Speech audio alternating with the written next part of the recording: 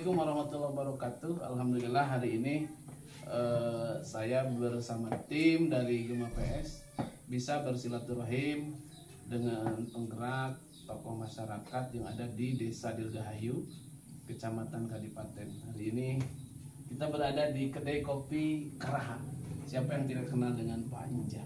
Ya, Panjang adalah penggerak tokoh masyarakat yang konsen dalam pemberdayaan petani di seputaran kehutanan. Hari ini kita akan berdiskusi.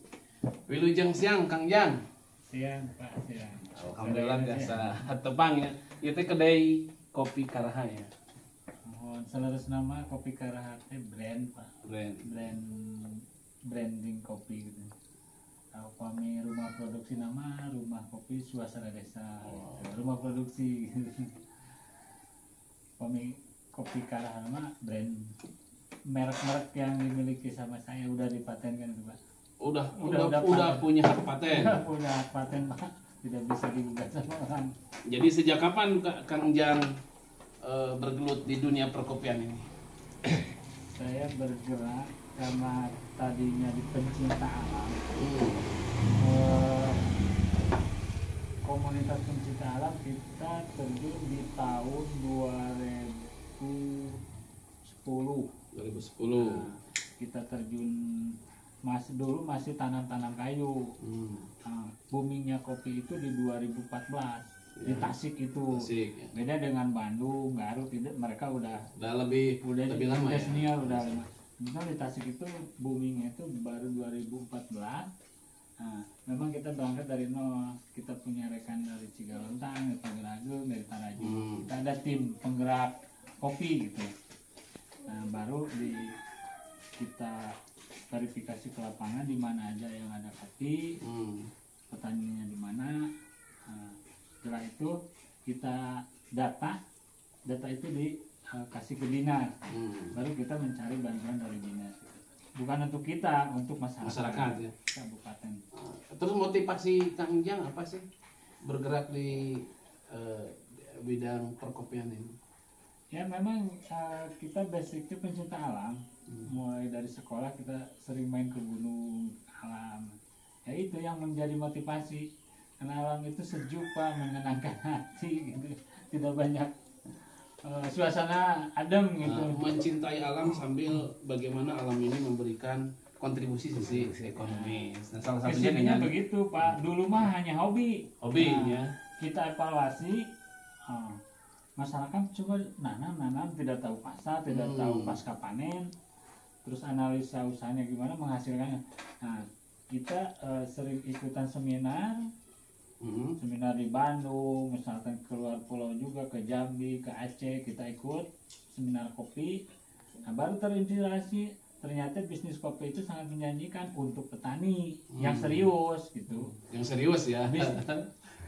Bisnis yang sangat potensial sebetulnya Pak. Di mana-mana kopi itu bisnis yang sangat potensial bagi orang yang serius melaksanakannya. Kan dari analisa usaha modal 20%, hasil 100% Pak di kopi. Itu bagi yang serius menjalankan SOP. Ya, karena kita mengerjakan sesuatu harus menjalankan SOP kan. Nah, mereka yang menjalankan aturan petani kopi yakin. Nah, salah satu contoh di kita ada petani satu musim udah menghasilkan 200 juta Pak. Ada di sini Pak. Berapa hektar? Dia punya 4 hektar. 4 hektar 200 juta setiap satu kali panen. Itu teh petik cherry ya? Nah, cherry. Jual cherry. Kita jualnya cherry ke pengepul itu jual ke pengolah jualnya cherry. Kita lihat datanya itu dari 3 gudang Pak.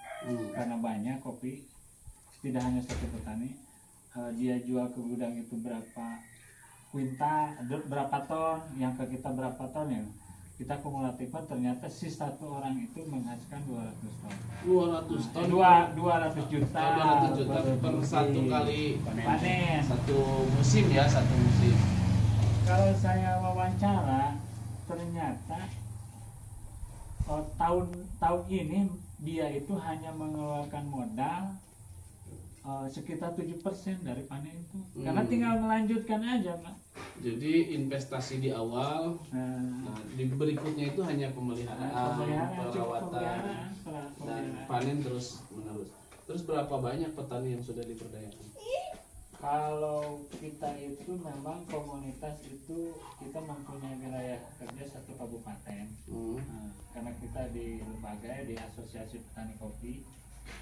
Nah, di kabupaten itu tidak semua kecamatan ada kopi, hanya ada beberapa titik. Karena Arabica itu senangnya di ketinggian, bagusnya bukan senangnya. Jadi Arabica itu harus di ketinggian. Nah, untuk Tasik yang mempunyai gunung yang tinggi itu cuma Taraju, Karahabodas, Kadipaten, Cakrabuana, Cigalontang, Galunggung. Nah, cuma itu. Galunggung ada lebih Sari, Ciakar, Cisayong. Nah, hanya beberapa titik. Ada juga Cibalong, cuma Robusta. Robusta ya. Tapi potensi per tahun dari saat ini sudah berapa banyak panen?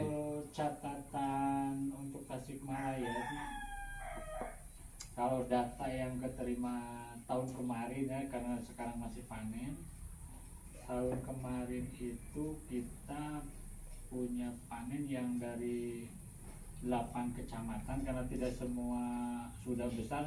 Yang dianggap besar itu hanya Cigalontang sama Kadipaten sama Taraju. Nah, yang 3 itu yang petaninya banyak, panennya sudah banyak. Palingan Tasikma baru, karena dianggap botot lah di Jawa Barat mah, Tasikma dianggap baru, masih kisaran di bawah 200 ton itu panennya, masih di bawah. Itu jenis Robusta dan Arabica. Kalau kita Robusta memang tidak ada catatan khusus karena NPIG-nya khusus Arabica. Nah, yang sering data kita validkan itu di Arabica. Cuma Robusta ada, cuma datanya sering tidak valid karena mereka tidak ngasih data ke kita gitu, ke lembaga. Terus kalau pemasaran nih, dari sisi pasar, gimana nih jaminan pasar? Karena kan persoalan petani itu modal, proses, dan hasil akhirnya adalah pasar. Banyak komoditas yang sudah kita gemborkan ke masyarakat, tapi di endingnya kadang tidak jelas. Nah, ini bagaimana dengan kopi sendiri? Nah, untuk kopi saya kira kebutuhannya banyak. Kita sering ngumpul-ngumpul sama eksportir. Hampir ada 22 negara kan yang ekspor impor ke Jawa Barat, bukan ke Indonesia, ke Jawa Barat. Kita dapat data dari Disperindak karena kita sering diundang sosialisasi. Kebutuhan kopi kita banyak, cuma kelemahannya kita banyak yang belum tahu proses. Yang dibutuhkan negara A harus seperti apa, yang dibutuhkan negara B ya, spesifikasinya ya. Kadang-kadang petani kan memang kemarin belum semua paham. Tapi untuk saat ini kayaknya tidak ada kopi yang tidak laku, tidak ada kopi yang murah untuk saat ini. Untuk pengamatan tahun ini petani sangat di atas langit sekarang karena harga tinggi, udah melebihi harga standar. Harga standarnya itu kan 85 sampai 10 ceri, ya? Ceri. Sekarang di 10 ke atas. Nah, yang sangat diuntungkan itu sekarang petani. Nah, ada juga yang diberatkan Pak karena bahan baku mahal. Nah, untuk para prosesor agak keberatan, bukan keberatan sih, agak kelabakan masalah permodalan. Kan kelipatannya jadi tinggi. Pasarnya, permintaannya banyak, barangnya sedikit. Oke, luar biasa. Terima kasih Pak Enjang telah menyempatkan waktu berdiskusi. Pesan untuk masyarakat dan kaum milenial, kira-kira apa yang ingin dipesankan oleh untuk kaum milenial, jangan malu menjadi petani, tapi petaninya petani bergengsi, punya wawasan, punya modal, punya kemampuan. kalau dibandingkan, bukan membanding-bandingkan ya, hasil petani itu kalau saya rinci 1 bulan ada yang menghasilkan lebih dari 10 juta. 10 juta ya. Kalau dibandingkan, kalau dikumulatifkan lah, dibagi per bulan kan, dibagi per 12 bulan kan itu udah tinggi. Betul. Gaji pejabat Berapa gitu ya. berapa gitu ya. Bisa terhitung ya. Bisa terhitung. Nah, tapi itu kan yang bertaninya pakai ilmu, bukan bertani lihat-lihat orang gitu. Yang serius lah ya. Serius. Oke, luar biasa. Terima kasih Pak Ijang yang telah menginspirasi banyak orang bahwa bertani itu tidak hanya tinggal daki, tapi ternyata memiliki peluang bisnis yang sangat luar biasa. Prospektif menjadi petani itu adalah impian masa depan. Tinggal bagaimana kita bertani dengan cara modern. Nah, kita juga akan bertanya nih, bagaimana nih Pak Bu Puno nih tanggapannya tentang dunia perkopian nih di Kadipaten nih. Dunia perkopian di sini alhamdulillah banyak kemajuan, dan saya sangat-sangat berterima kasih kepada kelompok kami yang memberikan supportnya untuk kemajuan desa Dirgahayu. Jadi ada perubahan, Iya, ada perubahan, kebiasaan, ada perubahan ekonomi ya. Iya. Oke, terima kasih. Jadi sepakat ya, setuju untuk dikembangkan. Nah, Setuju. kita satu lagi nih tanya nih, ada tokoh muda ini, Kang Darus ini. Tanggapan Kang Darus gimana nih? Petani juga Pak. Oh, dia petani juga ya? Punya berapa hektar Kang Darus?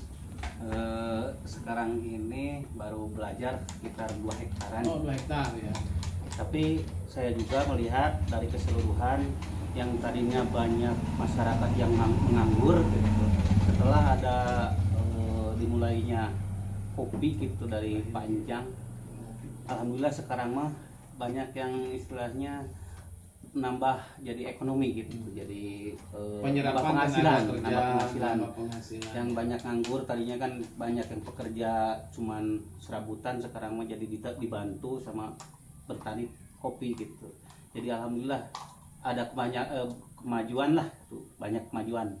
Oke. Penghasilan jadi ada tambahan. Luar biasa, Kang Ujang telah menginspirasi banyak orang, tidak hanya untuk dirinya, tetapi ternyata memberikan dampak terhadap penyerapan tenaga kerja, peningkatan ekonomi. Saya kira ini adalah langkah-langkah yang strategis yang mestinya dikembangkan di tempat-tempat yang lain. Dan ternyata kopinya luar biasa. Kita coba ngopi.